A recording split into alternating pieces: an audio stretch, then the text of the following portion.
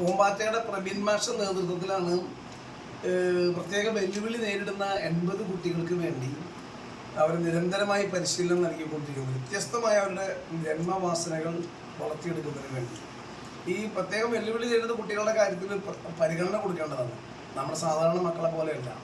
ഇവരുടെ മാതാപിതാക്കൾ എന്താ പറയുക, വളരെയേറെ പ്രയാസപ്പെട്ട് ദൈവത്തോട് പ്രാർത്ഥിച്ചിട്ടാണ് ഈ മക്കൾക്ക് വേണ്ടി സമർപ്പണം നടത്തുന്നത്.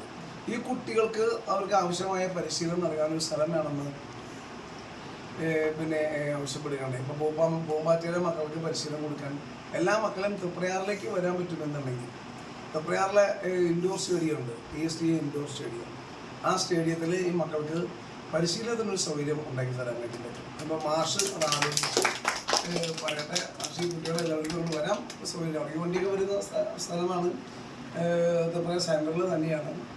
അപ്പോൾ തൃപ്രയാർ വന്ന് ഈ മക്കൾക്ക് പോകാനുള്ള ഉണ്ടെങ്കിൽ അവിടെ പരിശീലനത്തിന് വേണ്ട എല്ലാ സൗകര്യവും ചെയ്ത് തരാൻ വേണ്ടി പറ്റും. മാഷ് അതൊന്നും കോർഡിനേറ്റ് ചെയ്ത് ബന്ധപ്പെട്ടാൽ മതി. ശരി.